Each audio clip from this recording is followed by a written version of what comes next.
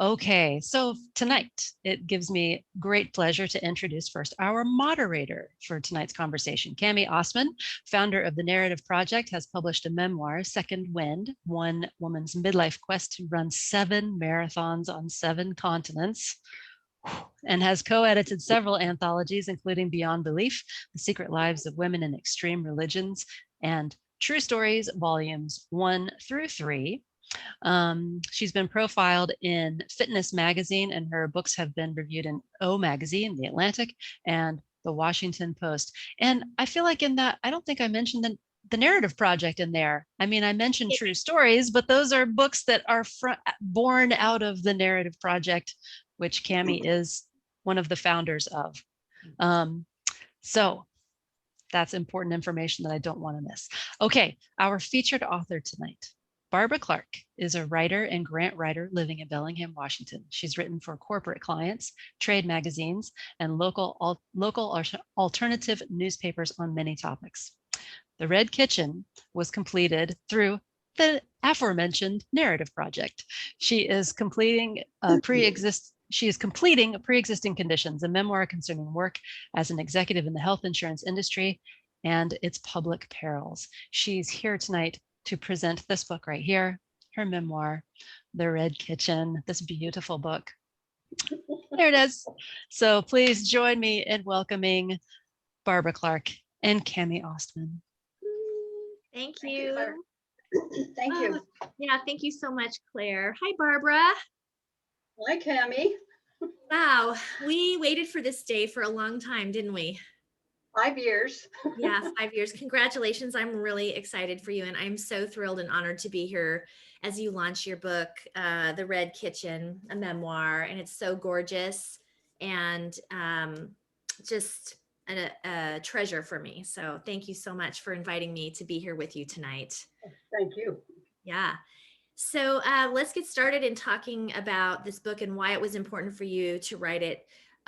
Because I know that it lived inside of you for a long time before you sat down to put pen to paper. So why was it so important to you to write this book? Well, it goes back to my sophomore year in college, and I wrote a story, The Red Kitchen. I don't remember what version it was, probably very crude version of The Red Kitchen, the title of the book. And I had a really wonderful, badass professor, Mrs. Putney, who I loved her because she cursed in class, and we were as women at the University of Missouri, we were told not to be seen smoking on campus, and she walked across the campus with a lit cigarette and blew the smoke. And I just thought she was really amazing. And she read it and said, "I think you've got a story here. And what do you want to do with it?" And I said, "I want to be a writer." And she said, "Well, then if you're going to be a writer, you have to write and you have to keep writing." And then in my generation, the expectations were more that you would maybe go to college, but always get married and have kids. And I followed the prescription for all of that, and didn't get back to writing family stories until I dropped out of corporate life and I lived on a farm for a while. And I got back to the stories, and the Red Kitchen just wouldn't let me go. It just kept showing up. And then in 2016, I went to a Village Books workshop where Cami presented about her 9-month writing memoir program. And something just turned over. I always thought memoirs were written by famous people and no one would want to read my story. And the more we worked on my story in the 9-month program, I realized my story resonated with a lot of people. And it's about the complexity of families and the disappointment and love and reconciliation of family. And I got my courage up and I sat down and I started working on it, and here we are today. Yeah. And I think people need to know that, particularly writers, that their stories are important and that you never know what person is waiting out there to read it.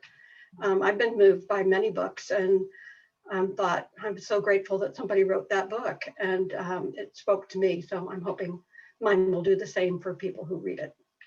It will, Barbara.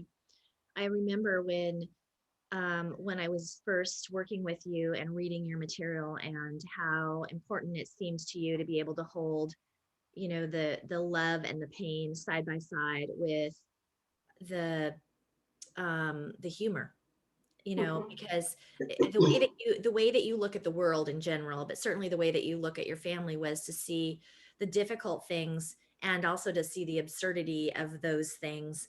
I mean, the story of the Red Kitchen itself is, you know, it's both. And Mhm. so I would just love to ask you a little bit about why it was so important to you that you write the hard things side by side with the humor. Why was the funny important?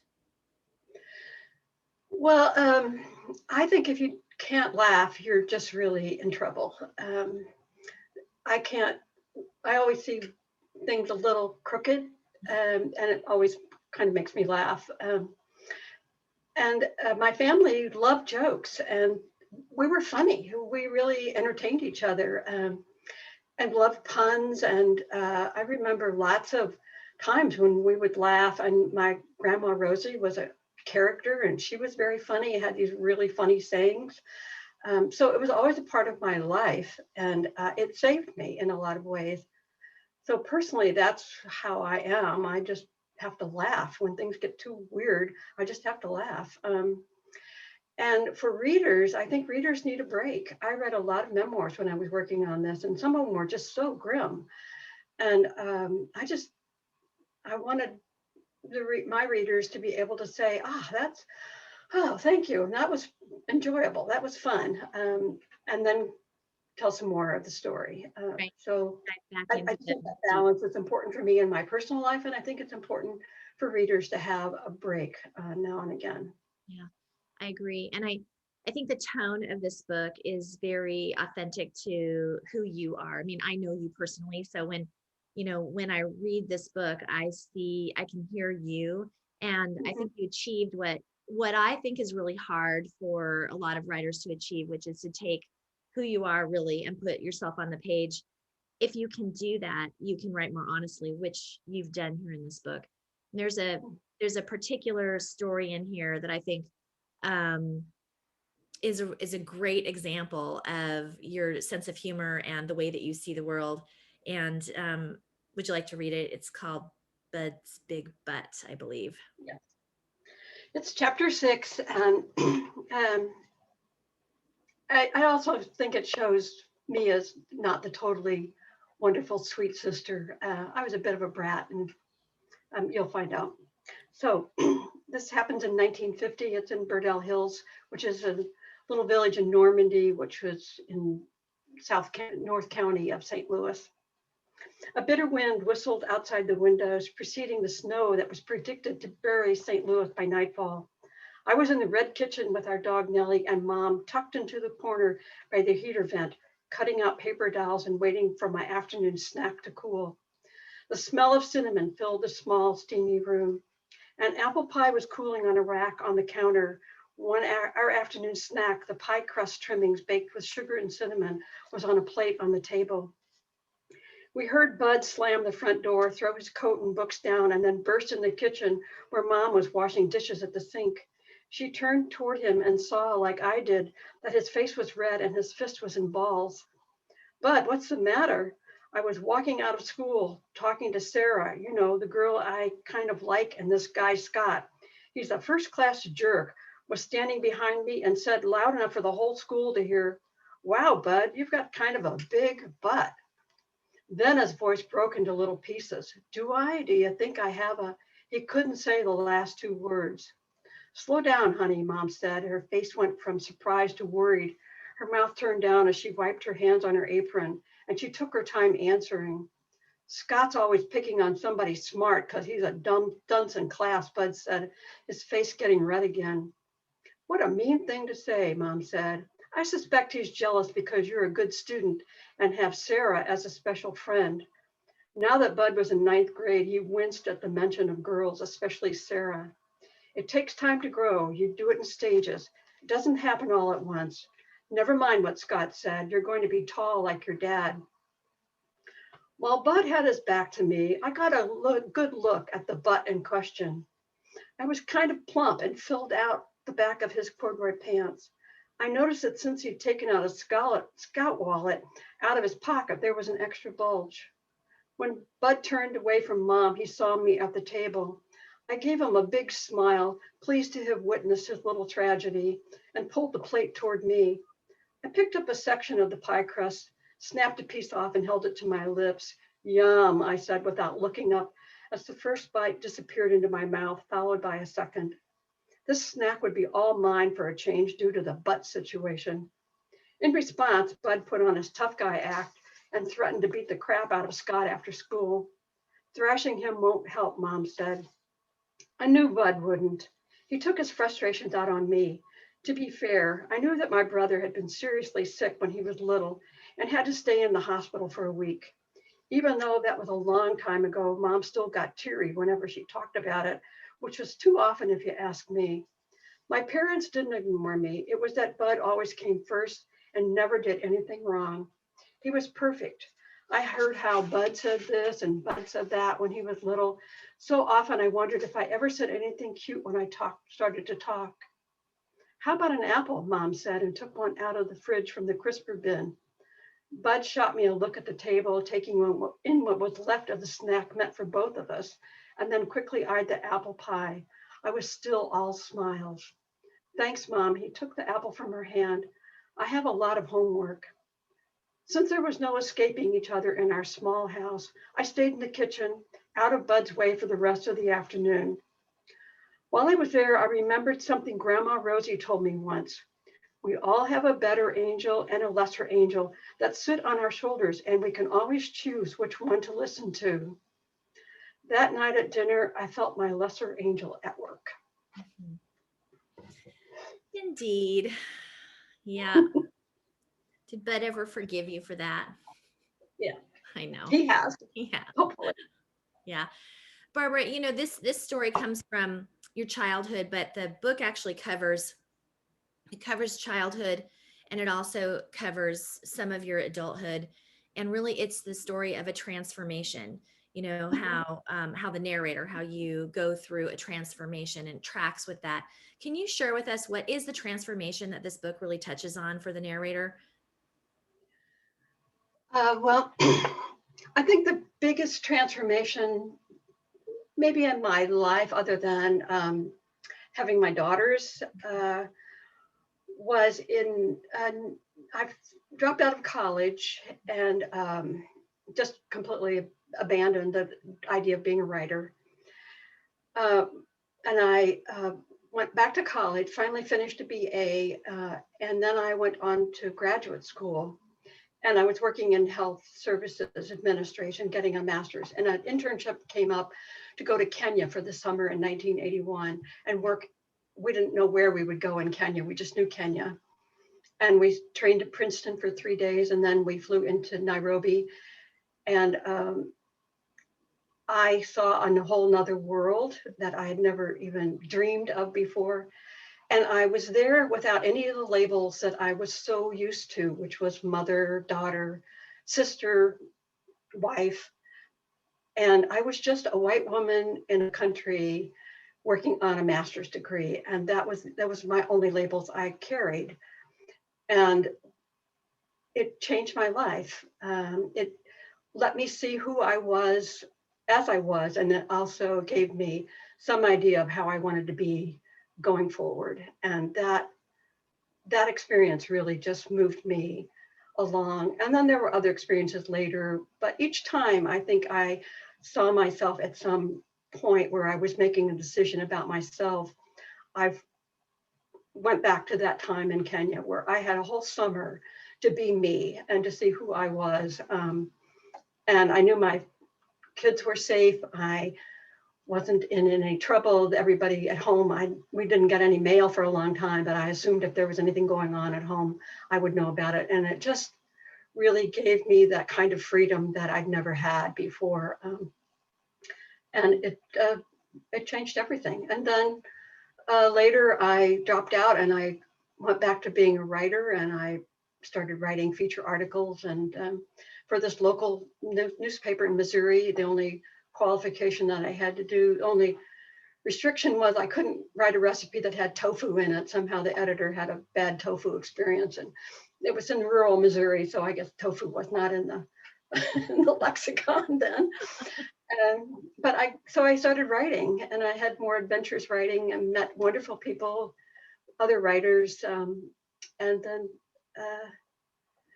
I began to really see how change happens. And in the process, I not only transformed, I think, myself in some ways, but I also transformed my understanding of my family and the complexity of my family, and really came to understand my mother a whole lot better as well. Yeah. I was going to say it's like it's like until that time, who you were was informed by what was expected of you, not only by the culture, but by the things that happened specifically in your family, which the book covers. Yeah. And that all of those things set you on course to have to fit into particular roles. Like there just wasn't wiggle room or clarity about the options, but then something about removing yourself entirely from everything that you knew and putting yourself in a place where nobody knew you, so that identity was wide open. That really allowed something to shift for you, right? It did. That and one other aspect that really was part of the transformation, I have to say, was the women's movement, particularly in the late 60s, early 70s. I made lifelong friends in that group. And really, that was the first time I ever shared stories with anyone, and understood that, wow, there were other women out there having the same issues that I was having. That was probably the first time I didn't feel completely alone with being a woman in that time. And just funny stories, that we began to laugh at some of the things that we had been raised to believe. I understood the patriarchy better. I was working then. That also I owed a big debt of gratitude to the women's movement for helping me see that I wasn't all by myself in this world. Right. And then I also heard this piece about then coming back and really doing the writing, and how, I mean, when you're producing something on the page, well, first of all, I want to say that, when you write a book, you don't usually write about how important it is to be writing that book, but it is, right? And It is.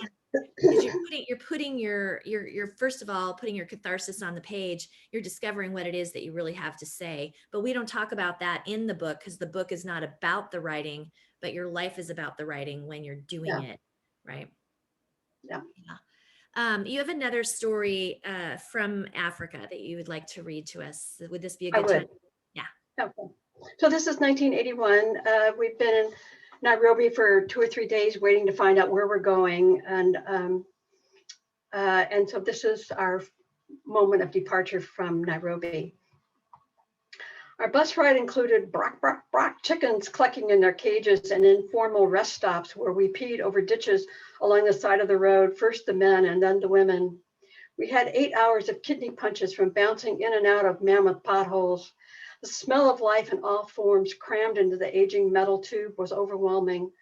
What I'd give for a stick of underarm deodorant to pass around, Robert said. The smoke from roadside charcoal cooking fires and bus exhaust streamed through the open windows in the back where we were sitting. Looking out my window, I could see giraffes loping along and then stopping to pull leaves off the tops of what looked like the umbrella trees I'd seen in National Geographic. I felt a burst of joy at the sight. My God, it's not a zoo. Soon my delight was overrun by a familiar tangle washing over me. Bouncing around in the air and now on land had shaken out some truths. I miss my daughters. Even though they were 13 and 17, they would be okay without me. What if I died here? And then another truth. For the most part, I like staying close to home and my kids, but then I would feel tied down and restless. I worked hard to convince my family that this trip was important to me and worth the personal debt I'd accrued. My traveled out brain couldn't have answered the question, well, then what are you doing here? Was I willing to go anywhere to get away? The honest answer was yes. Wrenching my mind back into the present, I was on this bus and wanted to see what this part of the world looked like, and to be a mindful student.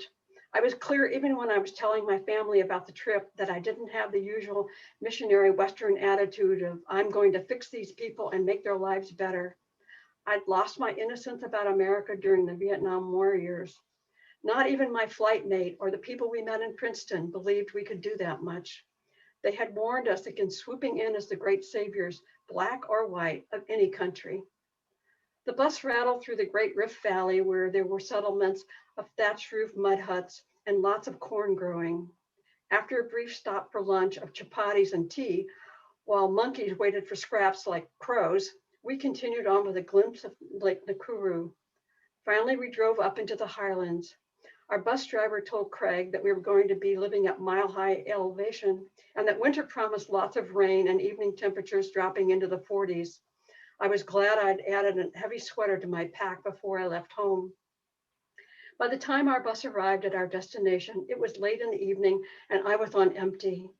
"We're here," called the driver, and since there was no one left but us, we stepped down into an inky black darkness. After the bus lumbered away, there were no lights anywhere unless you counted the stars. So low and bright, we stopped in unison and looked up. The night sky was glittering with cosmic smears and blinking planets or the biggest stars I'd ever seen. No one said a word until a swarm of small buzzing bugs strafed us, interrupting our awe. Out came our flashlights and off we went, struggling into our backpacks and stumbling down a rutted dirt road to our compound. The sign at the path to our dormitory said, Kapanguria Family Life Training Center. This was our first clue of what our work might include. Waiting for us in the classroom, living room, with candles and kerosene lamps glowing, was a small group of people who said Jumbo when we entered. So many vibrant scenic details, Barbara. There's more. Including one just quick story. This three men kept bringing these bags of beans to our compound on a daily basis. And we finally, well, first of all, we didn't know what we were gonna do with all these beans, but second, finally, our kind of binder from Nairobi asked the men what they were doing. And they had brought beans so that they could buy the women, us. Once we disabused them of that idea, the beans stopped. That was good. Yeah. Hard to eat that many beans anyway, right? Yeah. Oh my gosh. Oh, that is such a vibrant scene, and so many colors just evokes what's going on in the moment. And you know, you mentioned in the reading, like concern about your daughters, and so your role as a mother, and whether or not it was absolutely essential that you were there for every single minute, and find, you know, kind of that struggle. And I know that this struggle with motherhood went both ways, you know, both for you as a mother, but also with your mother. And that after Africa, that was really the catalyst that started the change. But there was a lot more transformation that needed to happen, and not the least of which was actually with your family, because growing up there were, I mean, that's a great story of butts big butt, but there was a lot of pain in your family growing up. And eventually you did make a greater and more full transformation, part of which included making peace with your mom. Yeah. Can you just talk a little bit about what that transformation was and why that was important? We had a really wonderful relationship often. We could have great times together. And then mostly around her marriage, things would kind of go sour. My adolescence was full of the usual, if she said X, I did Y. We were in combat quite a bit. And I just wanted to leave home. I just couldn't wait to get out of there. And so I did. I got married too early, had kids too early, didn't really have a good definition for myself. Kenya sort of moved that along. And the older I got, the more I really understood some parts of my mother's life that hadn't been clear to me before. And she was a very private person in a way. I mean, she liked to talk about certain things quite a lot, but she didn't really see much of herself as a person either. Even her generation was even probably more proscribed than mine. And I realized, I mean, I offered, she didn't get to finish high school. Her mother took her out of high school when she was in ninth grade. My father, went on to be a lawyer. So he had all the advantages and she had very few. And yet somehow she was smarter. And I began to see sort of why she was such a complex person. And after my father died, there was a separation between us. And I woke up one morning and I thought, I want a mother. I want the only mother I have. I want her in my life. And that was our process to work our ways back to reconciliation from an estrangement and to really be, of course, mothers and daughters, because that's always the DNA of the relationship. But we also became friends. And so she lived to 97 and we had about 20 years together without my father kind of putting a thumb on things. And she bloomed and it was just wonderful to be a part of that blooming for her as well. And she became the person I think she wanted to be, well loved by lots and lots of people, and had a really good life, and died pretty much the way she hoped to die, which was quickly. So it was a kind of a long haul, but it was really, really worth it. And I think those kinds of reconciliations with family members and friends, but particularly family members, whatever you can pull together is, I think, to the good.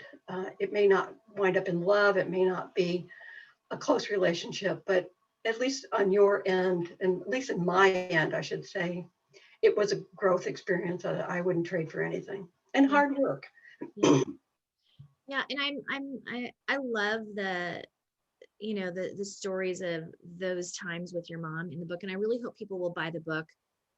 So if you're out there and you're listening and you want to buy the book, Claire popped up a link in the chat and just popped it up again for you, I believe. So make sure that you go over there and purchase the book. I think one of the things that really strikes me about your story in your relationship with your mom, Barbara, is the way that you had this transformation. You watched your own narratives, the narratives about who you were supposed to be. You sort of stood outside, watched what those were doing to you, allowed life experiences to shift things for you, to bring you into a new narrative. And somehow, and this is hard for a lot of us, somehow you also allowed that something like that could happen for your mother too, that she wasn't necessarily a static human either, that she was able to change. And you can really see it in the book. I mean, you see your change, but you see her change in the book too. So nicely done on that. Yeah. Yeah. So shall I read a piece about my mother? I would love that. Okay. So this takes place in 1998 in California. On this particular autumn day, excuse me, Mom and I had completed a shopping blitz, including her favorite, the foods demonstration ladies at Costco. Free samples were two of Mom's favorite words.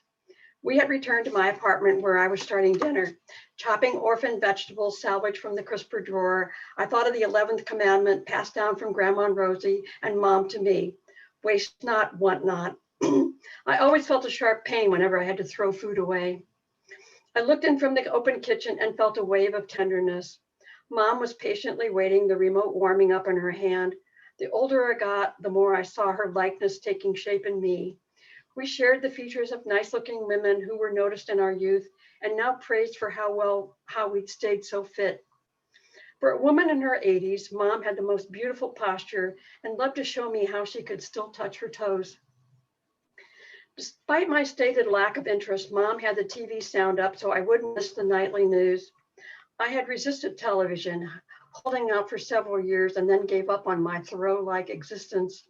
It was 1998, and we were living in the Bay Area, not on Walden Pond.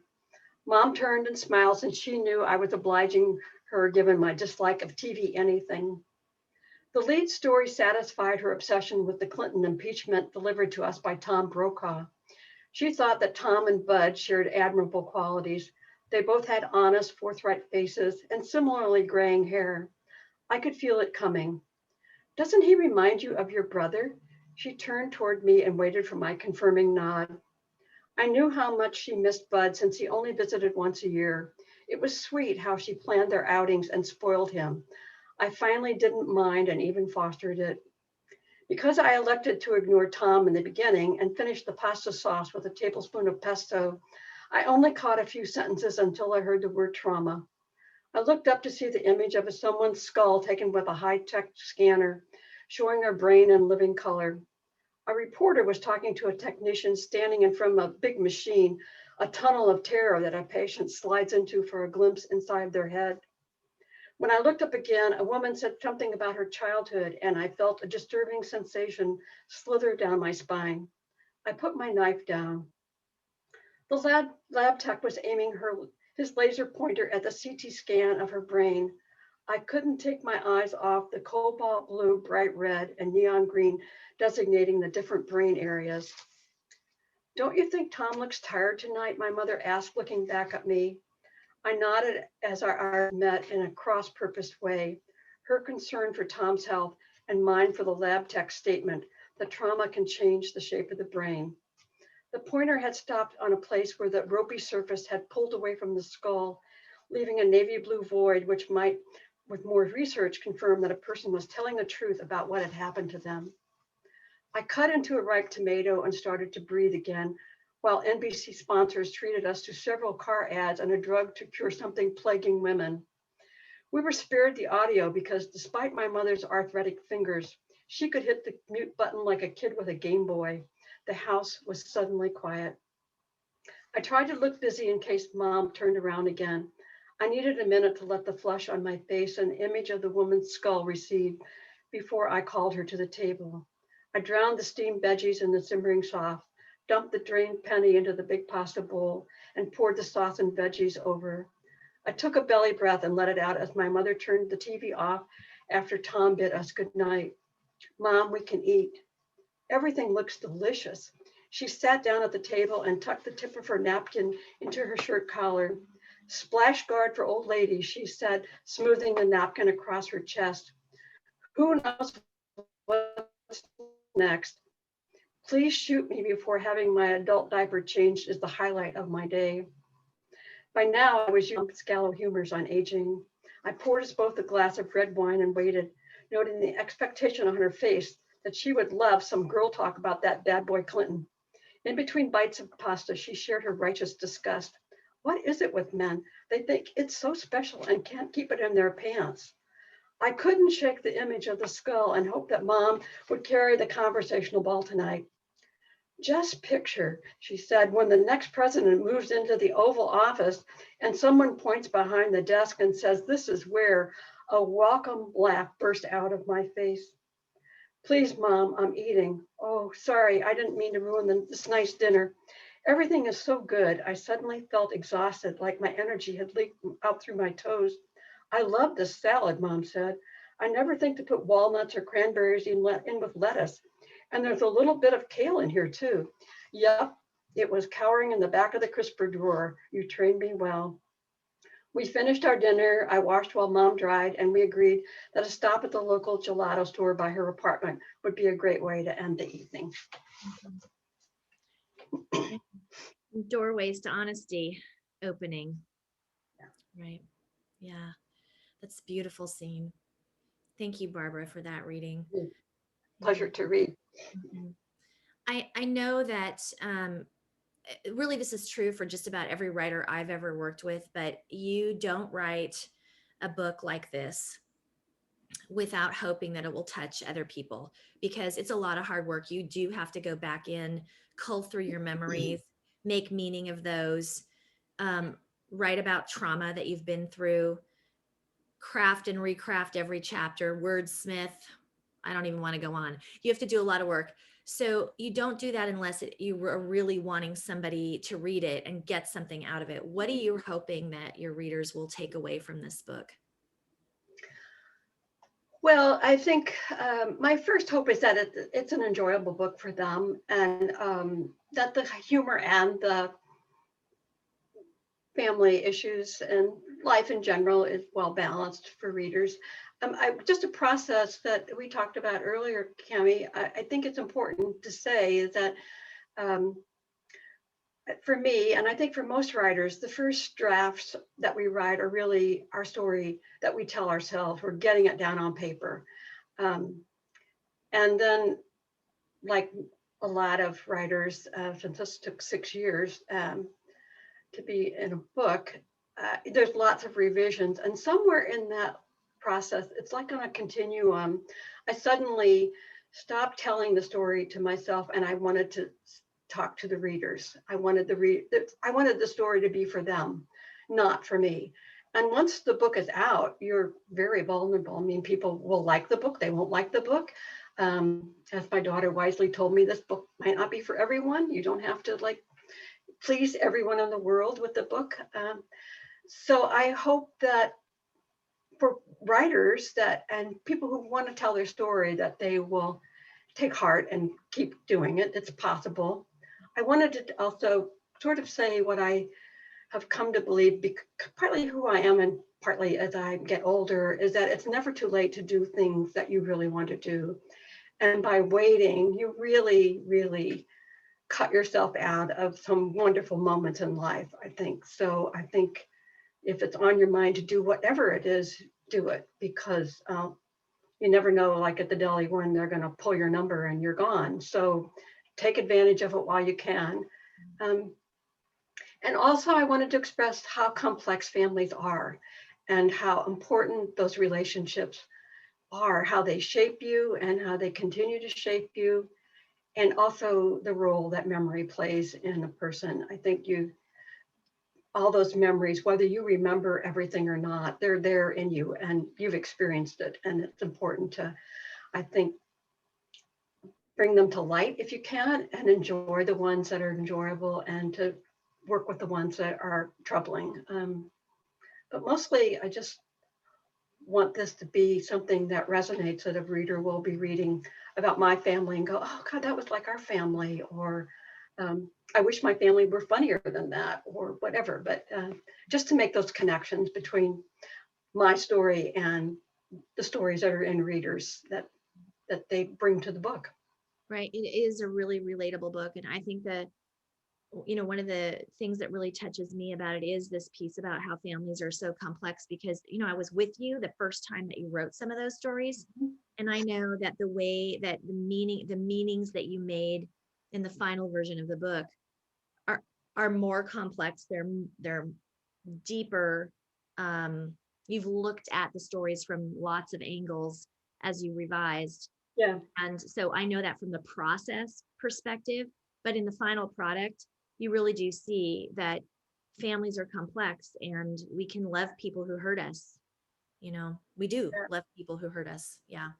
And they also, families are made up of human beings, Yeah. and we're all flawed, no matter what we tell ourselves. We just have to sort of embrace that part of ourselves and see what we can do about it. And sometimes a lot, and sometimes not that much. Right. Yeah. Amen. We're gonna ask or invite people to ask you some questions specifically. Okay. So in a minute. So if you're watching, and thank you so much for being here with us, and we can see your names, although we can't see your gorgeous faces.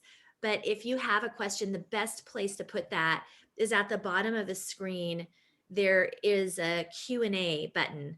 So there's like a little tab at the very bottom, and where it says raise hand, and then it says Q&A. The best place to put your question is in that Q&A button, because that way they're all in one place and I don't have to scroll through the chat to get to them. So Barbara and I are going to look at a couple of family pictures, so that, because she's read about a number of her family members. And so we have a PowerPoint that her daughter put together. I'll click through and she'll share with us who these characters are in the book. And meanwhile, you all can jot your questions in the Q&A, and then we'll turn to those and have an opportunity to ask Barbara live questions from the audience. Okay, I'm going to share my screen here, Barbara. Okay. Okay. So that is me in third grade. I have not had my braids cut off. They were done at the end of the summer. And that's the house that we lived in of the Red Kitchen fame. The House of the Red Kitchen, right? The House of the Red Kitchen, yes.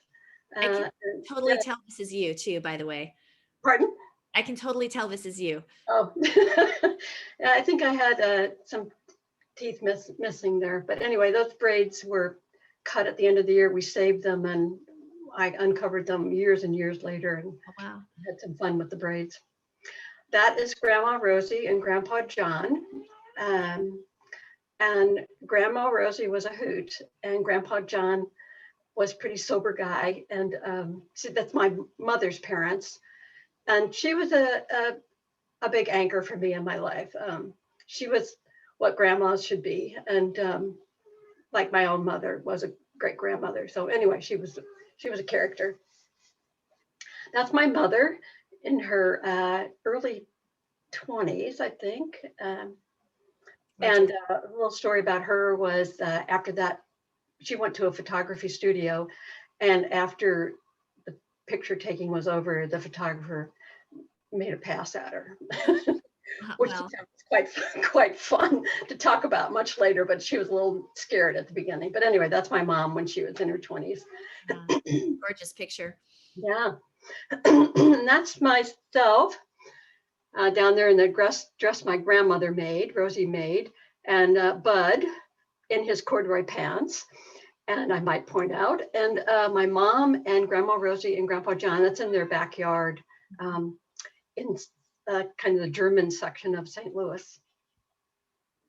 That's me and Bud and Mom, and Bud looking quite dapper in his scout outfit. And me, I love that jumper. I can still remember that jumper. It was yellow, my favorite color, and Grandma Rosie made it and had all these little embroidered flowers on it. It was quite wonderful.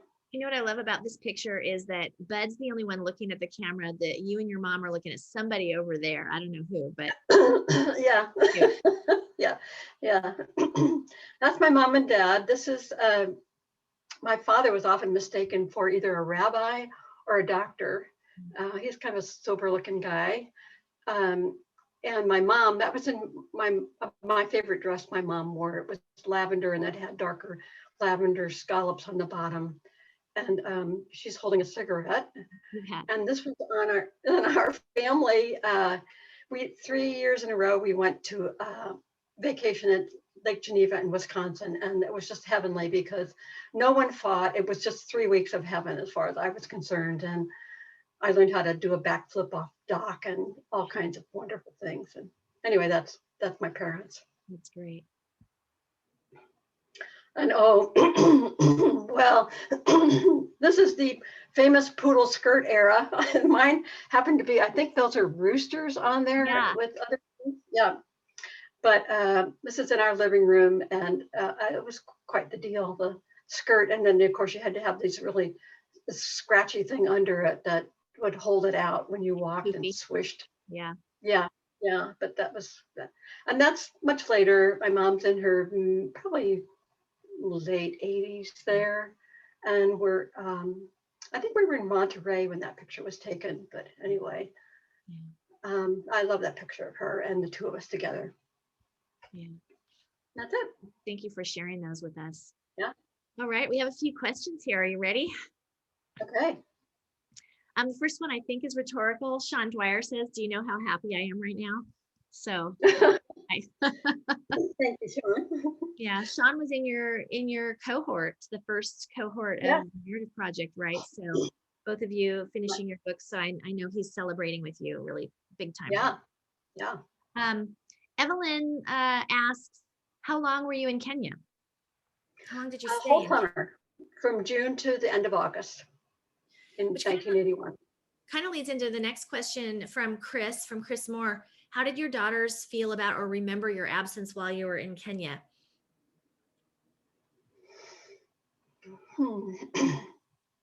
Well, I think that they thought it was odd that I was going to this place that no one had ever mentioned, really. And And I kind of jumped on it, was offered to in the graduate program I was in. And I said, yeah, I'll go. I just wanted to do it.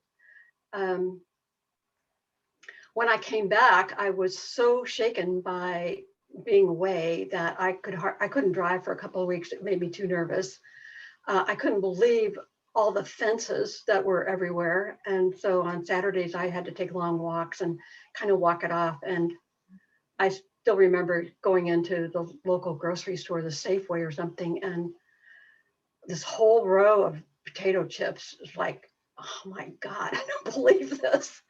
And they asked me a few questions. I talked a lot about it. I did a presentation. I got a little bit of money from a group in where I was living in San Anselmo. The Rotary Club sponsored me, so I gave a presentation. But I think it was kind of otherworldly, and they were 13 and 17, and I don't know, they were in their own world, and I was kind of strange when I got back. I was having a hard time adjusting. I didn't really want to come home, to be honest. I didn't really want to. I wanted to stay. I couldn't figure out how I could do that, and it was not painful that I had to come back, but there were moments there where I really didn't want to give up what I was doing there. Yeah, and I know there's a sort of a return culture shock thing that happens when you go to a place where there's so many contrasts. Yeah. I do wonder, and I'd love to pick your daughters. This is a family therapist question in me that, I wonder if the fact that you had done that has given them, as mothers, permission to open space in their own lives to do things that they might love to do, because you did take something. Yeah, I hope so too. Yeah, I hope so too. Carol says, Barbara, great to see you. I loved your book, especially your adventures in Kenya. What's next for your writing? Another memoir, fiction? Yes, it's called it's got a working title now. Who knows what it'll be, because this Red Kitchen was not the Red Kitchen when it started. It's called right now Pre-Existing Conditions, and it's about being in the insurance industry as an executive and dropping out. I just couldn't do it. I'm disturbed by the whole healthcare system that we have in the US. Mm-hmm. Went to a farm and became a writer. I finally did that dream that I told Mrs. Putney about in my sophomore year in college, that I wanted to be a writer, and started working on family stories. And then from there I had wonderful, wonderful adventures, more taking chances and just letting it happen. And it was just great. I went to New York, and it was just, and have been writing ever since. And so that's what's in the works now. I'm working on it. And with I have to say, my two critique partners of 6 years, Ann Chiquetto and Jackie Tuxell. Hello, ladies.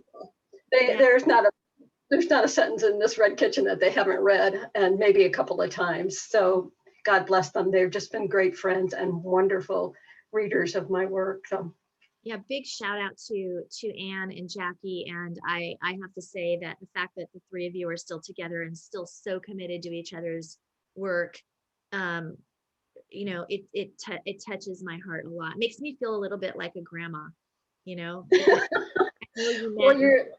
you're at least a doula. Yeah, at least a doula. Right. Yeah. A shout out to you as well, Cami. This book would not be, I wouldn't be reading from it if I hadn't gone to that workshop at Village Books and said, I think I want to do this. And you're amazing. So thank you. And what a privilege. I think one of the great privileges of the work of the Narrative Project has been how many amazing badass women I have met. We have some men in the program, but we've primarily had women in the program. And I have been so changed by your stories. So, and I'm just so pleased to see this book coming out into the world. It's really, really a delight for me. Yeah. Stephanie Wicks says, writing with narrative distance, that you kind of touched on this, but I think this is a great question. Writing with narrative distance, especially about hard relationships, is a challenge, and you do it well. Do you feel like it took time to find the distance, that distance in revision? She says that distance or revision or both. I think the distance came in the revisions. if I understood what you were saying earlier, the first time that you wrote through things, there wasn't always distance, right? Yeah. I mean, the more,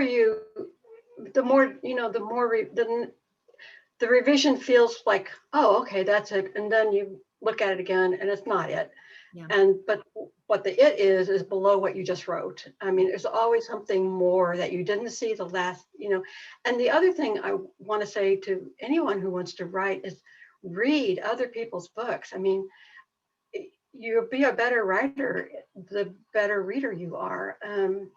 You learn from it's not an academic thing. You just absorb it. You just see, wow, that really worked. I mean, I just read a line to Cami tonight from a book I'm reading. It just jumped out at me. I mean, it was like in bold, underlined, print. And those moments, I just think, make you feel like you're in the world and that there's other people in the world with you. Just love those moments where you come together and go, oh yeah, exactly, yeah. Right. So, I think that as you read other people's material in your critique group too, because you get to look at their whole big scope of their material, and you see things in it they don't see, and then you actually get to talk to them about it, and they talk to you about it. It's in that conversation in part that you start to get that narrative distance, like, oh, this is what it means to you, right? Yeah. Which is different than what it means to the writer. Mm-hmm. It's very interactive and solo. I mean, nobody can write it but you, but when you put it together with other people, it moves it to a whole nother level, I think. Yeah. This is a great question from Kathy Bennett. She assumes that you've done this. How did you get used to the lack of privacy and vulnerability of writing about yourself and your family? Did you get used to it? Pardon? Did you get used to it? No. It's very funny. When the books came, I have a box here as well. When the books came, I had this very surprising hit of how vulnerable I felt and exposed. And it's like, there's nothing worse than, I think, making someone keep a secret that isn't theirs to keep. I just think it's a terrible thing to do to a person, to make them hold that secret that should be told. But once I told it and I saw it in print, I was fine all the way along until the box of books arrived. And then I thought, holy crap, this is like out there. Right. And then the other thing is you have no control over it after that. I mean, writing it is one thing, then you have total control mostly until you hit an editor who says, no, this isn't right. And then you go to the publisher and they fix things too. But I had that feeling of feeling really like, wow, a lot of people don't know anything about this part of my life. So it's very exposing, but I really feel like in the end, it's a story worth telling, and I'm glad I did. It was not my secret to keep. Right. And so it's very odd feeling. I mean, it's kind of exciting and then like, oh my God. So it's a mix. Yeah. It's weird once people start to read the book and then they think that they know you, that to me, I remember feeling really vulnerable in that people had read, you write in Memoir, you write a portion of your life, you write an element of something, a theme that you're examining. You don't write, it's not an autobiography from birth to deathbed, right? So so it's vulnerable in part because you're not sharing all the caveats. You're just sharing the stuff that goes into the narrative arc, So the other piece about it is that it was so important to me in sort of toward the end of the process to try and be as fair to the people that I write about as possible. Yeah. To show their humanity and to give them, the grace that they deserve. And I just think that was an important thing for me to try to achieve. I don't know that they all agree with it, but it was certainly one of the things that I felt like if I'm exposing me and I might be exposing them, I really need to be fair to them and tell my story. It's my truth. I mean, it's what I think is true, but I wanted to not make anyone some kind of evil character that, Right. I mean, they're as flawed as I am in some ways, or just Yeah. maybe in different ways. So. Right. Yeah. You were very fair-minded about that. You kept that in mind, always about your own flaws, and this being about your experience of each person who is in the memoir.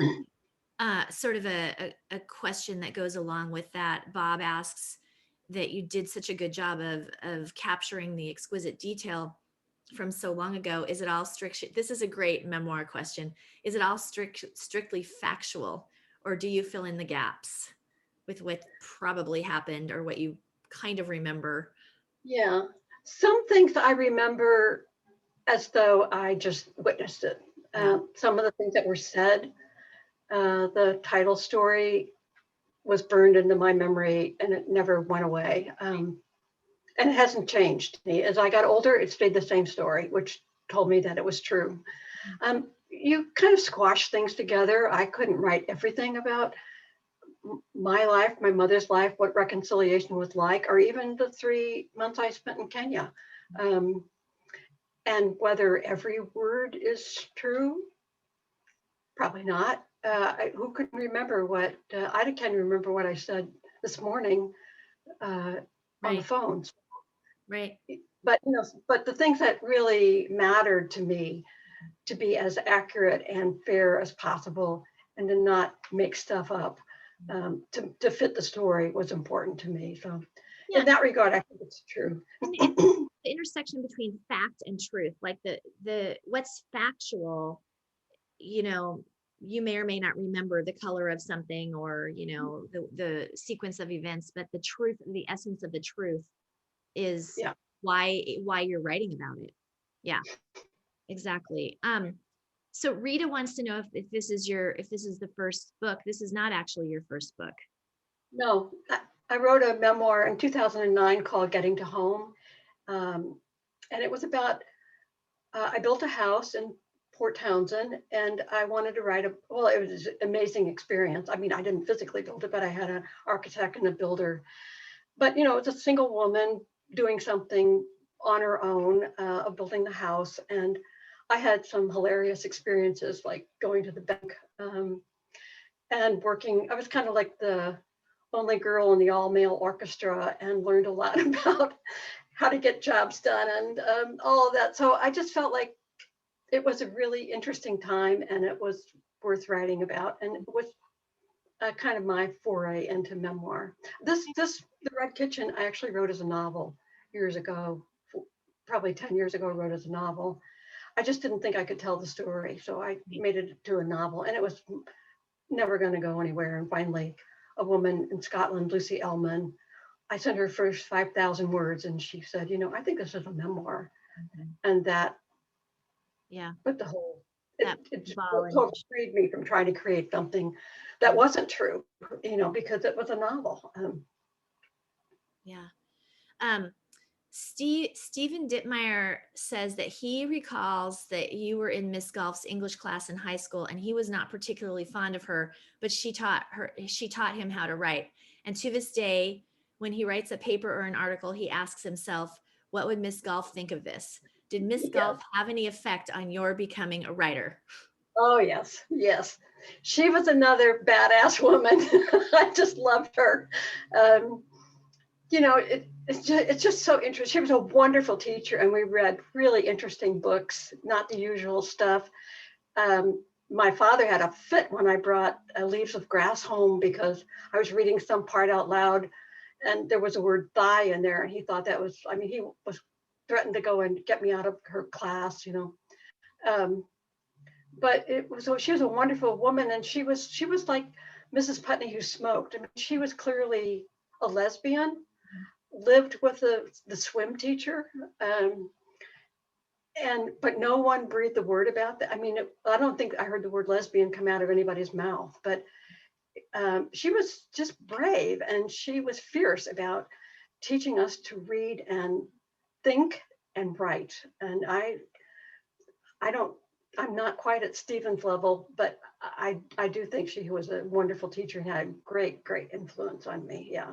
Yeah, I mean, it's amazing, those teachers that influenced. I Yeah. moved recently and I was digging through a box and I found an essay that I wrote for an seventh or eighth grade for Mrs. Ealing in her English class, in which I declared that I was going to travel the world and be a writer. And There you are. so it was so shocking to get it. And then her little notes in the margin encouraging me and telling me that I needed to work on my spelling. Yeah. Yeah. Yeah. Yeah, Yeah. so My kudos, Steve. shout out to the teachers. Final question here. Andrew wants to know, do you have any final advice for other memoir writers? Well, there's this expression that us writers toss around, like you have to keep your butt in the chair. So you do have to do it. And don't do it alone. I get as many tools together as you possibly can. And actually, for me, therapy helped. It helped me get clear about something. So if you're working on hard issues, I think, getting some help outside of the writer's circle is very helpful. And to, find some fellow writers that you can share information with and share stories with and share writing with. And then be willing to listen to them, because they're not all going to tell you that everything you wrote is just precious and don't change a word. I send off stories to Anne and Jackie, and I think, oh, I'm glad that's done. And when we have our critique session on Zoom, it's not done. It's got a lot of work to be done to it yet. So, and I appreciate that, but you have to kind of get a thick skin about your precious words, and yet if it's there and you really want to do it, don't put it off and just keep going. It takes persistence. You have to be willing to. I don't know. It's kind of like surfing in a way, which I was never very good at. But you have to ride the waves. Yeah. There's some really low points, and there's some really high points. And if it's what you want to do, you have to do it, or it will always kind of be like the Red Kitchen following me around from sophomore college. It's like, hey, I want the story to be told. So. Yeah, I go back to Maya Angelou's quote, there's no greater agony than bearing an untold story inside of you. Yeah. Oh my gosh, Barbara, it's been so wonderful to spend some time with you tonight and celebrate this lunch with you. This is so exciting. And I know Claire's going to jump back on and make sure that everybody knows how to get a hold of it. And I'm assuming that you have some signed copies, Claire, and that if people I'm gonna come and then I'm gonna go away and then sorry about that. It's a slip of the mouse. I just want to say one thing to everybody who joined us tonight. Thank you so much. It's been a kind of a weird couple of days waiting for this to happen, and I've got wonderful emails from people saying, we're joining you and we're looking forward to it. It meant a great deal, and then this has just been fun. I hope people had as much fun as I did. According to the comments, they have. Readers are lucky to have this book in the world. Congrats again, Barbara. Thank you. Asking if the books can be personalized. Thanks for sharing. Can't wait to read the book. My iPad is running out of battery. Mine too. Brava, I'm birthing your story. I'm enthralled by it. Thank you. Love that. Beautifully said. A lot of really great comments here. So thank you. Well, I just want to thank everyone, and thank you, Cami. If it weren't for you, I wouldn't be doing this. Well, like I said, what a privilege. So happy to be here with you. Yeah. So Okay. Barbara, I just want to confirm something, a question that was in the chat. So Rita did want to know, are you willing to personalize the books if somebody wants you to sign to them in the book? Are you willing to do that? Absolutely. Okay. So Rita, to answer your question, yes. So when you place your order online, in the comments field, put how you want it to be signed, to whom you want it to be signed, and then our online order people will make sure that that they get that note to me. And then when I gather the list of people who want books personalized, Barbara, I'll contact you and you can come down to the store and sign them. This has been so much fun to listen to. Thank you. Thank you, Barbara, for sharing your story Thank you. and for sharing the pictures. The pictures were wonderful. Yep. Yeah. There it is. There it is. And thank you, Claire and Village Books, always for supporting and hosting writers. Yeah. Well, it's what we love. So, final words. No, thank you. Thank Thanks, you. thanks, Village Books. Thanks, everyone. Yeah. All right. Well, everybody have a lovely rest of your Friday evening. And this video will be recorded. It'll be on our YouTube channel. So you can watch it over and over again. I'm not sure about that. All right. Well, thank you. Good night, everybody. Yeah, Night. thank you. Cheers.